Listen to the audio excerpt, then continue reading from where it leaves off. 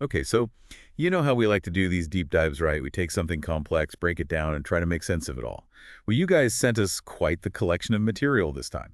It's a conversation between Clif High and Dr. Lee Merritt, and let me tell you, it's a wild ride. Yeah, they cover a lot of ground. Ancient medicine, historical manipulation, extraterrestrials, the nature of reality, and even a looming financial crisis. It's a bit of a whirlwind. So our mission, if you will, is to extract the key insights from this conversation and make it a bit more digestible for you. We'll try to highlight those unconventional perspectives and give you some food for thought. Think of it as a shortcut to understanding some pretty mind-bending ideas without having to wade through hours of conversation yourself. Exactly. So let's start with a topic that's been gaining a lot of traction lately, ancient medicine. Both Cliff and Dr. Merritt seem to believe that there's this hidden treasure trove of knowledge from the past that's been deliberately suppressed. Right from the get-go, they bring up this group they call the Khazarians. They claim this group has been instrumental in controlling information and preventing people from benefiting from certain discoveries. Like what? Well, they use the example of vitamin D, saying its positive effects have been downplayed, even suppressed, by this group. It's like they're saying there's this deliberate effort to keep people in the dark. It's a pretty bold claim. And this idea of control doesn't just stop with medicine. They extend it to language itself. Yeah, they talk about woke language and the history of forbidden words. It's like they believe there's a deliberate manipulation of language going on to shape our understanding of the world. So it's not just what we know, but how we're allowed to talk about it. Exactly. And this leads them into a broader discussion about challenging conventional history. Cliff, for example, questions the way we rely on single-source interpretations of ancient texts. He specifically mentions Zecharia Sitchin's work on the Sumerian tablets. Sitchin's interpretations have been quite influential in certain circles. That's right. But Dr. Merritt actually pushes back on Sitchin's interpretations. She cites more recent academic translations of cuneiform tablets, even mentioning the use of AI in the process. The key point is that these newer analyses don't support Sitchin's claims about Planet X or certain aspects of the Anunnaki narrative. So they're not dismissing the idea of ancient extraterrestrial contact altogether, but they are questioning Sitchin's specific interpretation. Exactly. It's a reminder for all of us to be critical of our sources and to consider multiple perspectives, even when exploring unconventional ideas.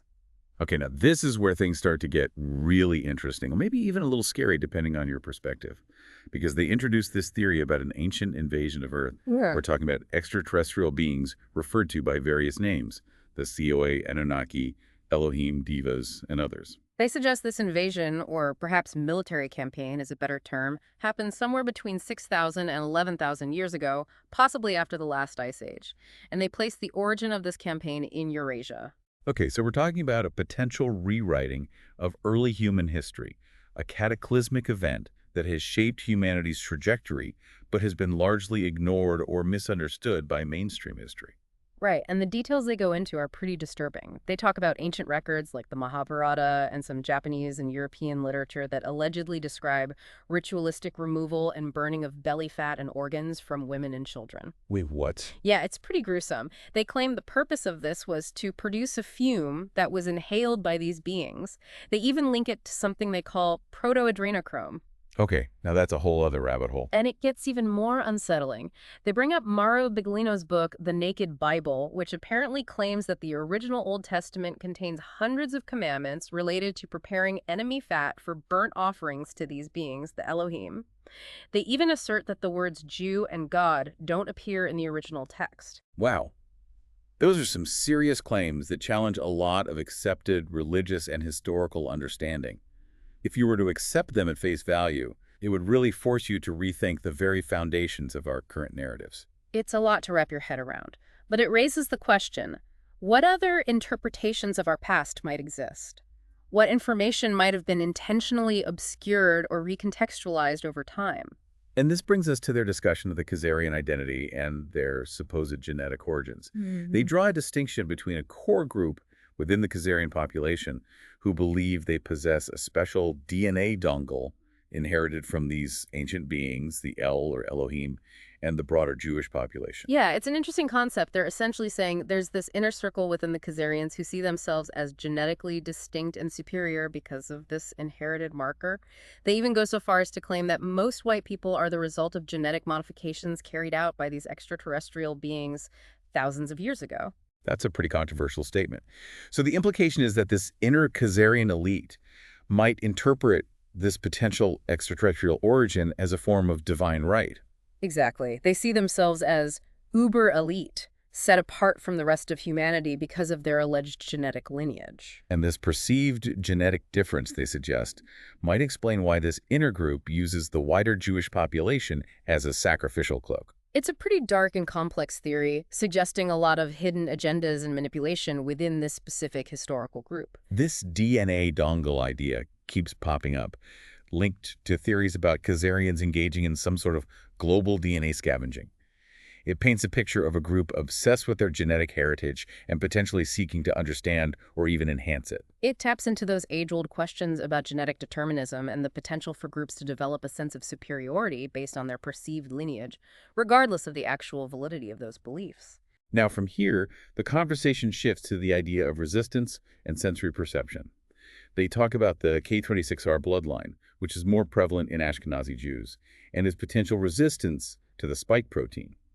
They even share some anecdotal evidence about differing reactions to shedding based on these bloodlines. It's a very timely topic, and it raises questions about individual susceptibility and potential biological differences within populations. What's interesting is that they also mention individuals with Judean heritage, which they distinguish from Khazarian heritage, exhibiting similar reactions like nosebleeds to those with certain European bloodlines. So it's not just about the K26R bloodline. There's a more complex interplay of genetic factors at play. Right. And then they float this idea that the Khazarian elite might be intentionally harming other Jewish people as part of a larger agenda related to the return of the El.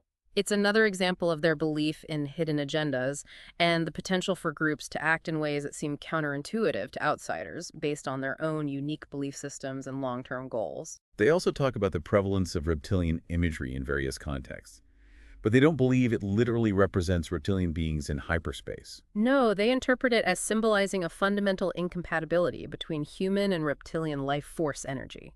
It's like this inbuilt aversion that might be connected to a stage of trauma release within hyperspace. So it's more of a psychological interpretation, suggesting that our collective unconscious might be using this reptilian archetype to process deep-seated fears or even evolutionary memories. It's a fascinating perspective, and it ties into their discussion of sensory perception, where they mention people sensing a cold energy from certain individuals. They even suggest that some indigenous cultures, like Mongols, the Montagnards in Vietnam, certain Native American traditions, and African shamans, might have a heightened ability to perceive these non-human entities. It raises the possibility that different cultures and individuals might have varying levels of sensitivity to subtle energies or entities that others might not be aware of. And this leads them into a discussion about hyperspace and the nature of reality itself. They describe experiences in hyperspace as being more real than our physical world, where communication happens through direct thought, without the need for language as we know it. It challenges our conventional understanding of consciousness and how we interact with the world around us. They introduce this concept of a bug entity existing in hyperspace that controls the El and is in conflict with another group called the Nemo. They even reference the book The Pale Fox and the Pneumo's role in the origins of hominids as a corrective action for past damage to Earth. It's quite the elaborate cosmology. It is. They're suggesting a multidimensional reality with unseen forces and entities that have influenced events on Earth, potentially going back to the very beginning. And they reiterate that those reptilian encounters in hyperspace are likely projections stemming from that inbuilt human aversion. They even describe the brain as an emulsified oil, polycrystalline multiphasic antenna, susceptible to these projected thoughts. It's a very unique way of describing the brain's ability to receive and process subtle energies. It suggests that our minds might be more receptive to external influences and energetic fields than we typically realize, which could explain things like telepathy or psychic impressions. Then they challenge the idea of multiple timelines. Instead, they propose we exist within a materium bubble, which is our physical reality, surrounded by hyperspace and the wider universe. In their view, the materium is an illusion created by energy, and even non-corporeal entities like ghosts and jinns exist within it. It's a very interconnected view of reality, emphasizing the fluid boundaries between the physical and non-physical. And then, shifting gears somewhat dramatically, they move into this discussion about the dawning of the Age of Aquarius and a predicted financial crisis. They see this current period as a transition into an age of knowledge, a time of increased awareness, and the potential unveiling of hidden information. They mention the concept of a photonic belt, which is supposedly an astrological alignment affecting Earth's energy. They also reference mathematical evidence, allegedly from a scientist contact, suggesting that corporeality is an illusion and the universe is fundamentally energy. It circles back to their earlier discussions about the nature of the materium. They also bring up the Chukarev effect and some Russian research on electromagnetic transmission of disease and differing sensitivities to frequencies, potentially linking it to astrology. It's an interesting connection between seemingly disparate fields of study, suggesting that our sensitivities to electromagnetic and other subtle energies might play a role in our health and well-being. And they suggest that bad guys, whom they compare to the Gnostic archons, might be subtly drawing energy from humanity. But they don't view these bad guys as the primary problem. It's a more nuanced perspective, implying that energy exchange might be a natural part of the universe, and what we perceive as negative influences might be a result of imbalances within the system. They talk about these age of knowledge transitions happening roughly every 25,000 years, suggesting that many of us have experienced them in past lives. It offers a cyclical view of history and human evolution. And they predict an overwoo period of about 18 months, where a lot of hidden knowledge will become apparent. They believe the motivation behind suppressing knowledge is to maintain control by keeping the awakened population small. It highlights the power of collective consciousness and the potential for societal shifts when a critical mass of people becomes aware of hidden truths. They emphasize individual action, encouraging people to focus on self-awareness, avoid participating in evil, and be mindful of the language they use. It's a call for personal responsibility and conscious engagement with the world. And then there's the herd effect, the idea that most of humanity is on a long journey towards awakening, perhaps over many lifetimes. They predict a global sharp event, or collective shift in consciousness that could lead to mass non-participation in the current system. It's a hopeful vision of a potential mass awakening and a shift away from harmful systems. They briefly mention the timeline spiral theory and a specific date of separation, but ultimately see it as fitting within a deterministic universe. They even compare the universe to an experiment designed to see what will happen. It delves into those big questions about free will versus determinism and the nature of reality itself. And then buckle up, because we're heading into the financial prediction zone. They bring up the famous panic puking image that's been circulating, potentially linked to a remote viewing by someone named Dick Alger. It's a widely anticipated event, suggesting a moment of significant distress among those in power. They mention data related to the Wu Beginnings Conference in Ottawa, starting March 14, 2025, indicating no immediate threats to that location. But their analysis of larger datasets points to a major upcoming event related to economics and finance. So it's not a localized event, it's something much bigger. They're predicting a massive fraud within the Federal Reserve and the Treasury, supposedly happening under the Democrats, but hidden during Trump's first administration. The scale they're talking about is mind-boggling. 100 to 1,000 times more dollars created than officially recorded. That's an accusation of unimaginable proportions. And the consequences they foresee are pretty dire. The destruction of accounting and financial systems, the collapse of markets, and the end of the dollar as we know it. They cite AI analysis predicting a domino effect across banking, currency, government, politics, and social order. We're talking loss of trust, bank runs, hyperinflation, societal breakdown, the whole 9 yards. It's a pretty bleak picture. The timeline they suggest is weeks of initial panic, months of a new system trying to emerge, and then years of rebuilding trust, if that's even possible. The AI analysis apparently suggests this revelation is coming soon, possibly around June 2025, and is connected to a whole web of other controversial topics like Epstein, chemtrails, drones, and UFO secrecy. Their final warning. Buckle up, Buttercup. Our ship of state is going to hit the maelstrom. It's a stark warning, to say the least. Well, we've covered a lot of ground in this deep dive.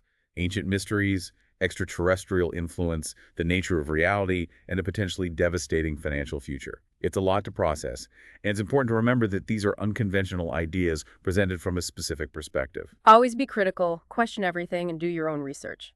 That's what Cliff and Dr. Merritt would encourage after all.